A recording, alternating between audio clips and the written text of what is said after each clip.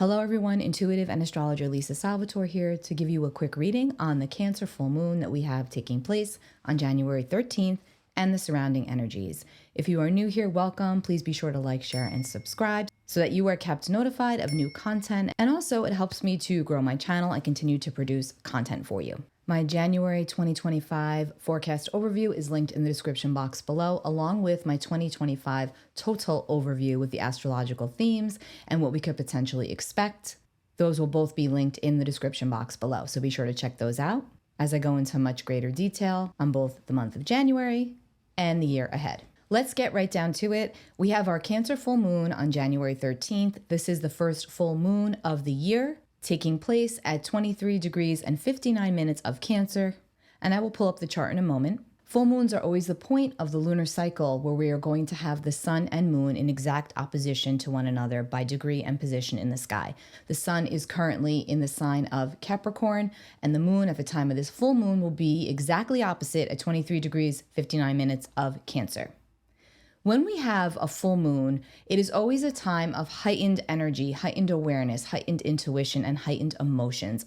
Everything comes to a head, internally, externally, both, emotionally, physically, spiritually. It's about the polarities that we all hold within us. It's also about the polarities outside of us. It's the balancing of energies. It's the yin and the yang, the light and the dark, the illumination of what's been hidden in the shadows, the subconscious. It all comes up under the illumination of the full moon.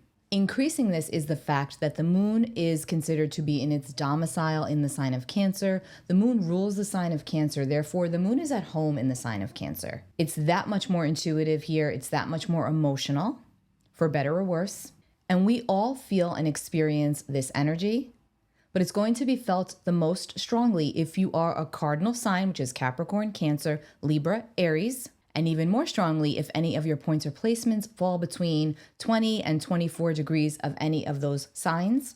Again, Cancer, Capricorn, Libra, Aries, and also the water signs, Cancer, Pisces, Scorpio. But make no mistake, as we all will feel and experience the full moon energies, as the moon does govern the collective overtone. In mundane astrology, the moon rules over the people. It's energetically the way that we're receiving and perceiving and moving around. And there's a lot of other dynamic events in astrology occurring around this full moon. Since this is a full moon in the sign of Cancer, the Cancer themes will be much more enhanced around the time of this full moon. And because we have had Mars, the planet of energy and action, Mars has been in the sign of Cancer for quite some time and is now retrograde in the sign of Cancer.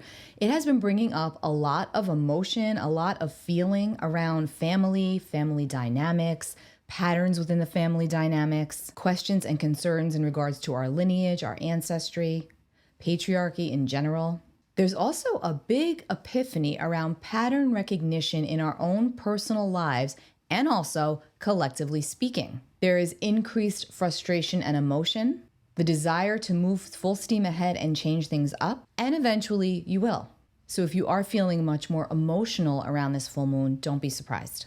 If you're feeling much more concerned and or consumed with family matters, family dynamics, parents, whether here or departed, circumstances, situations surrounding the energy of the parents around the family, your own physical and emotional health and well-being, your home, your literal home, your foundation, your foundations, I should say, relationships of all kinds that nurture your soul and those that do not. There's again this gigantic recognition of all of this and all of the ways in which what has happened to us since childhood, how it has shaped who we are today. It almost feels impossible not to be moving into those spaces because it's all being highlighted. As Cancer also rules over fertility and pregnancy, it's the sign of motherhood, and the sun is in the opposite sign of Capricorn, which has to do with our government, those in positions of power and authority, rules, regulations, and structure. It wouldn't be surprising if quite a bit is coming up around this time of the month that has to do with women's rights, abortion. And personally speaking, you might be very focused on your own fertility, whether that's literal fertility, like birthing an actual child, or birthing a project. There will be recognition around these areas of life. This is, of course, going to be different dependent upon your own unique situation. As mentioned, the moon is the people, and the sun is currently in the opposite sign of Capricorn, which is authority. The sun is also those who are in charge, and it's also the pulse and the heartbeat of the energy in general. So we can definitely feel and sense the tension and the polarities between all of these areas, between the people and between those in charge, the polarity between how we genuinely feel and want to act versus what we can actually carry out. Again, full moons are always about the polarities, the opposing forces and energies. People are angry right now. And factor into the mix that we still have this ongoing opposition of both Mars and Pluto that is only that much more strong. And Mars is also fueling or instigating or inflaming this full moon energy. Let me go ahead and pull up the chart. The Cancer full moon takes place on January 13th at 5:27 p.m. Eastern Time. You can obviously change this for your location if you're looking at the chart. It's 2:27 p.m. Pacific Time and 10:27 p.m. UK Time, Mountain Time. The sun is here at 23 degrees and 59 minutes, exactly opposite the moon at 23:59 of Cancer.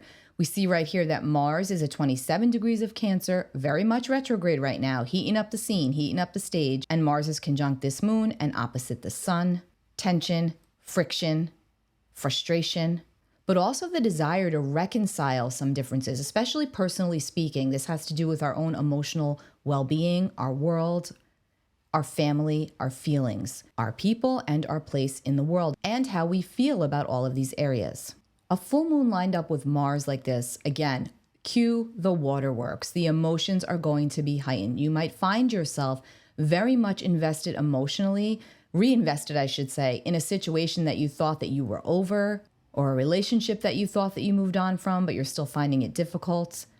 Memories can really be cropping up around this time. Nostalgia is highlighted.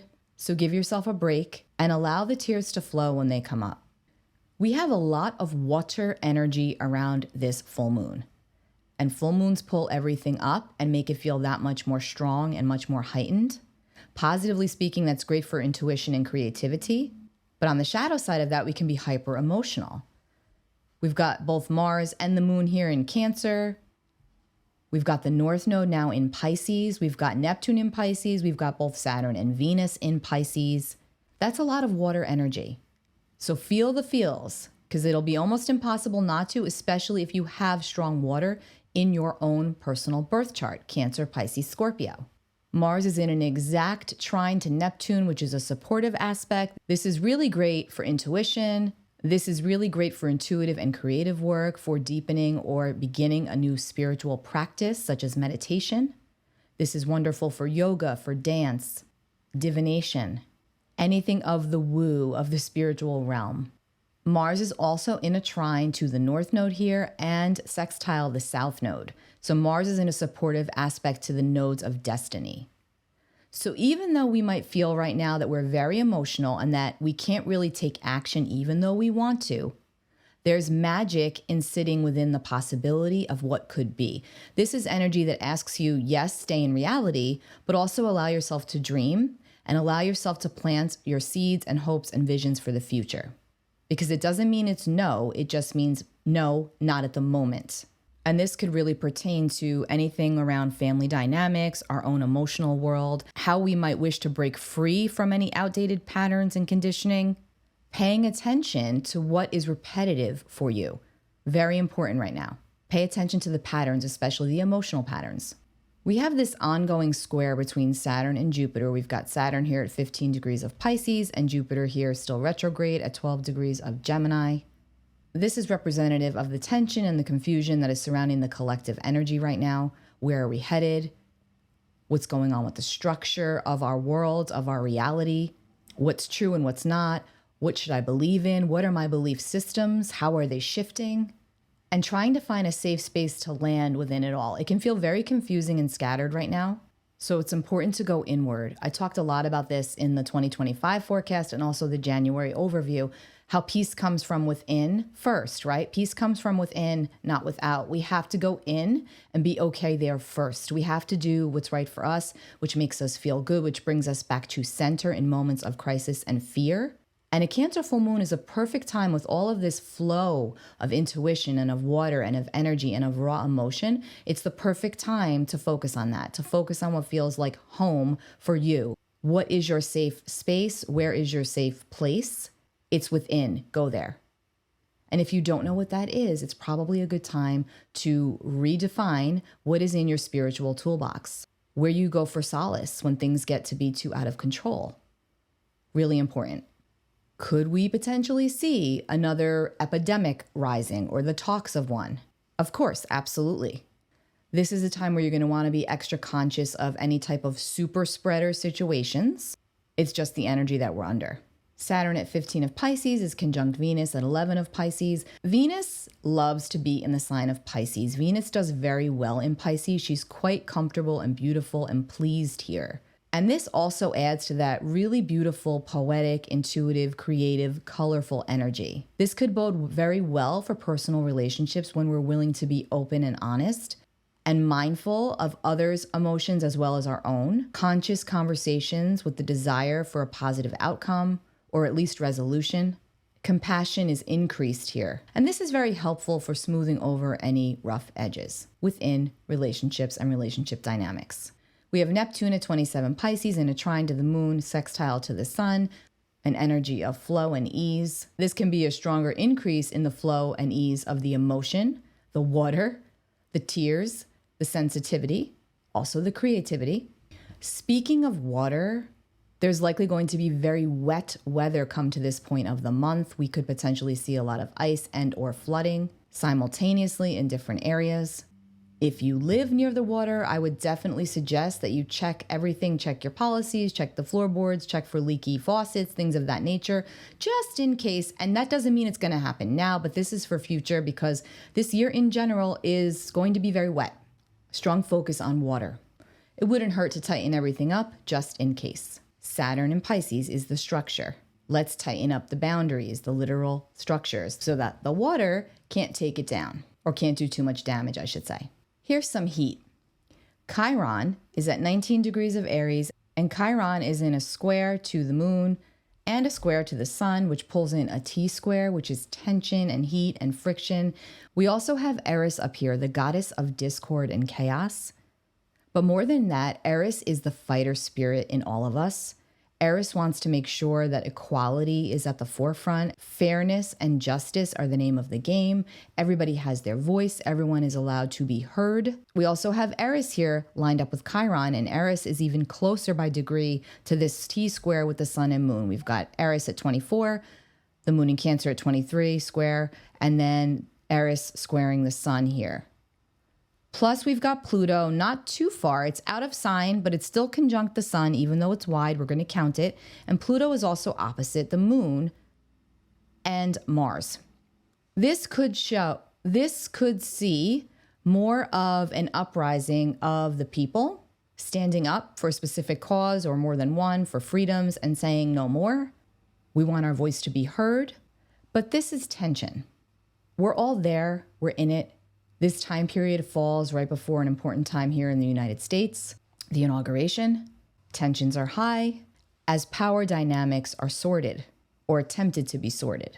So as I said in the January 2025 forecast, remain vigilant of your surroundings at all times.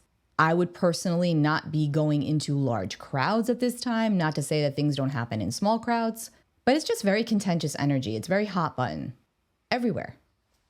But it gets increasingly strong as we move throughout the month. Uranus, the planet of change and disruption, also revolution and raw truth and authenticity. Uranus is in an exact trine to the sun at 23 degrees of Taurus, sun's at 23 of Capricorn, and it's in an pretty much exact sextile to the moon here at 23 of Cancer. So Uranus is in supportive aspects to both the sun and the moon, but it's Uranus. And Uranus is getting ready to station direct on the 30th of January, so not too far off here. So when a planet is stationary, it's like as if we are receiving a double dose of the energy of that planet. So positively speaking, Uranus is great for truth, liberation, freedom. The shadow side of that is that Uranus is also about disruption and the unexpected lightning bolts, metaphorically speaking, the shock waves, the things that we don't expect, that which comes out of nowhere and disrupts the status quo or disrupts things as are even further. And even though it's a supportive aspect, pay extra close attention to the weather and to the way that you feel, because weather extremes are going to be pronounced as we move throughout this month, especially around the time of this full moon and beyond, through the end of January. Water and wind, fires and flooding. At this point, I just want to say prayers for those that are affected by the wildfires that are still raging out in California. This is horrendous. My heart breaks for everyone in that area that is losing their homes, their livelihood. I just pray that everyone is okay and that this ends soon. I meant to say that at the beginning of this video, but I got swept away and just started talking real quick. Fixed star Pollux is right here, aligned with the moon in Cancer. Pollux sits in the constellation of Gemini and is actually one half of the twins. The symbol for Gemini is the twins, known for its dualistic nature, both sides. And Pollux is the immortal twin. In mythology, it's Pollux and Castor. Castor is the mortal twin, or otherwise known as the evil twin, let's just say, where Pollux was the good twin.